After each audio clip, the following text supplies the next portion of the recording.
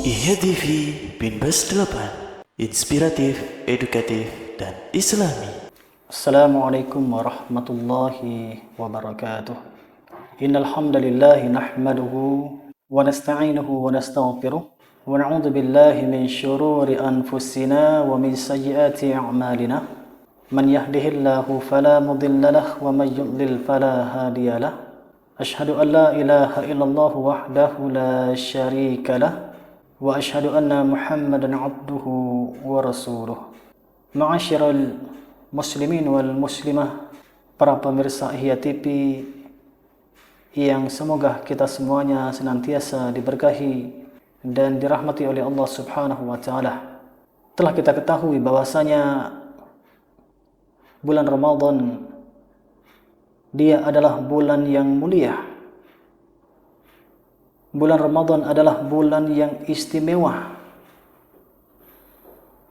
Bulan Ramadan adalah tempat untuk memanen pahala sebanyak-banyaknya.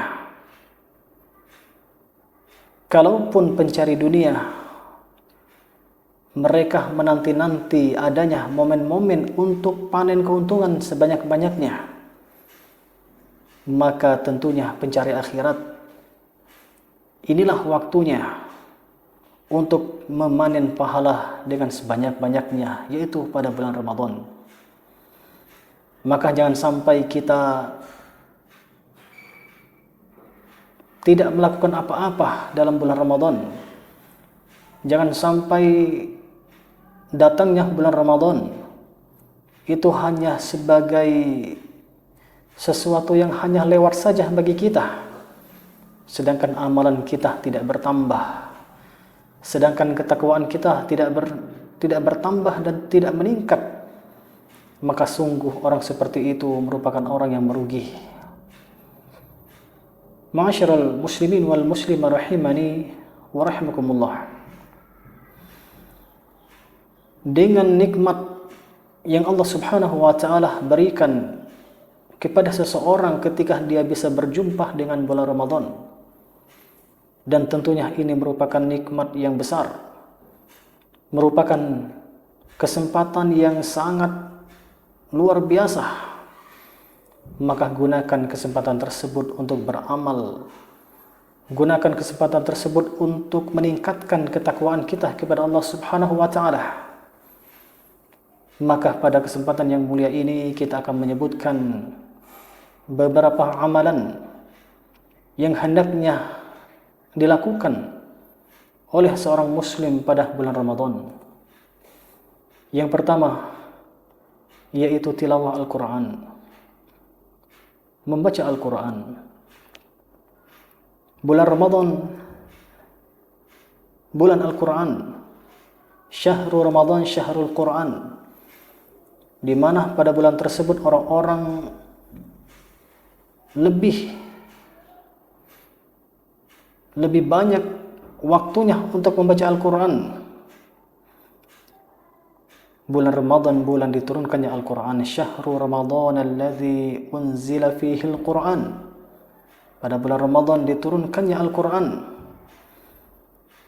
Maka tidak heran kalau kita perhatikan bagaimana para ulama mereka menggunakan waktunya dengan sebaik-baiknya untuk tilawah Al-Quran pada bulan Ramadan. Mereka bisa mentargetkan beberapa kali khatam pada bulan Ramadan. Kita sering mendengar bagaimana Al-Imam Asy-Syafi'i rahimahullah ta'ala, beliau mampu menghatam Al-Quran dalam satu hari 2 kali.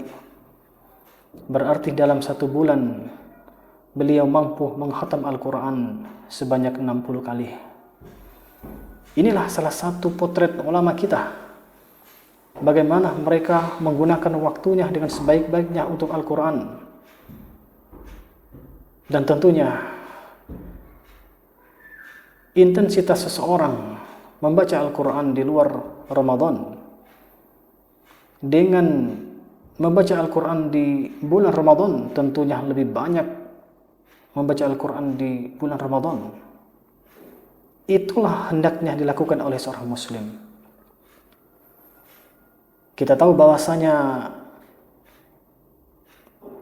orang-orang yang mempelajari Al-Quran dan juga mereka orang-orang yang mengajarkan Al-Quran, mereka adalah orang-orang yang terbaik. Kalau kita ingin menjadi orang yang terbaik, maka pelajari Al-Quran, ajarkan Al-Quran. Rasulullah SAW bersabda, khairukum man ta'allama al-Qur'ana wa 'allamahu. Sebaik-baik kalian yaitu orang yang mempelajari Al-Quran dan mengajarkannya. Ma'asyiral muslimin wal muslimah rahimani wa rahimakumullah. Orang yang membaca Al-Quran, maka nantinya dia akan mendapatkan syafaat pada hari kiamat nanti. Rasulullah SAW bersabda, Iqra'ul Quran fa innahu ya'ti yawmal qiyamati syafi'an li ashabihi. Bacalah Al-Quran, sesungguhnya dia akan datang pada hari kiamat nanti sebagai pemberi syafaat bagi orang yang membacanya. Maka inilah di antara keistimewaan orang-orang yang senantiasa membaca Al-Quran. Bahkan Rasulullah SAW menyebutkan bahwasanya ketika seseorang membaca satu huruf dari Al-Quran, maka dia akan mendapatkan pahala yang sangat banyak, mendapatkan pahala kebaikan yang berlipat-lipat. Apa kata Rasulullah SAW? Man qara'a harfan min kitabillah. Barang siapa yang membaca satu huruf dari Al-Quran, falahu bihi hasanatun, maka dia akan mendapatkan satu kebaikan. Wal hasanatu bi'ashri amsalihha. Sedangkan satu kebaikan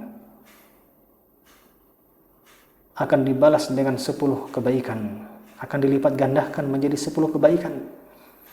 La aqulu alif lam mim harfun, aku tidak mengatakan alif lam mim harfun satu huruf, walakin alifun harfun, lamun harfun wa mimun harfun. Akan tetapi alif satu huruf, lam satu huruf, dan mim satu huruf. Artinya dari hadis ini, ketika seseorang membaca satu huruf dari Al-Quran, maka dia mendapatkan 10 kebaikan.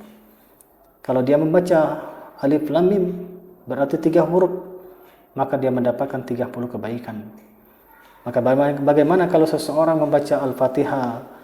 Bagaimana kalau seseorang membaca 1 juz dari Al-Quran? Bagaimana kalau seseorang membaca 2 juz, 3 juz, 5 juz, 30 juz? Artinya semakin banyak dia membaca Al-Quran, maka semakin banyak pahala yang dia dapatkan. Apalagi membaca Al-Quran tersebut dilakukan pada bulan Ramadan.